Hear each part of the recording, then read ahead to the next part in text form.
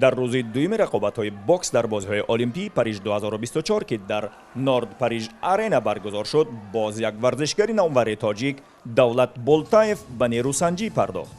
دولت بولتایف در نیروسنجی یکمش در بازی‌های المپی با مشت‌زنی گرجی گیورگی کوشیتاشویلی رقابت نمود. در دوره یکم نیروسنجی بولتایف تاکتیکای خوبی مشت‌زنی را پیشه گرفته حریف را وادار نمود به هنگام حمله‌هایش به خطا راه دهد و خود در ضد حمله‌ها ضربه‌های هدفرس داشت. در عموم دوره یکم نیروسنجی میان دولت بولتایف و گیورگی کوشیتاشویلی جالب برگزار شده. مخلصان مشت‌زنی از چنین رقابت جدی دو ورزشکار سنگین وزن خوب استقبال گرفتند. همین طور دوره یکم 5 داور مسابقه برتری را به جانب دولت بولتایف تاجیک دادند.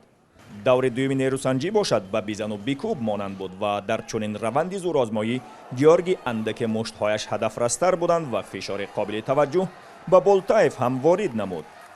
این دور داوران برتری را به جانب مشت‌زن گرجی دادند و بنابراین تنها دور سوم غالب و مغلوب مسابقه را معین میکرد.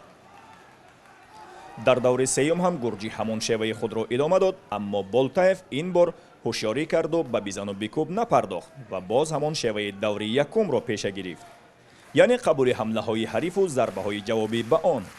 این روش ثمر داده و دولت بولتایف در نیروسنجی مذکور دست بالا گردید و مخلصان تاجیکی که در میدان حضور داشتند این پیروزی را استقبال پرشور گرفتند، زیرا در صورت شکست دادن حریف بعدیش امکانی به دست آوردن مدال برای بولتایف امیدوار کننده خواهد شد.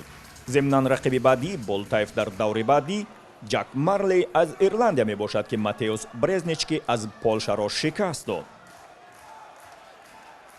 دومین روز بازی المپی پاریژ 2024 در حال به انجام رسیدن است. البته برای ورزشکاران تاجیک به انجام رسید و چه انجامی خوبه.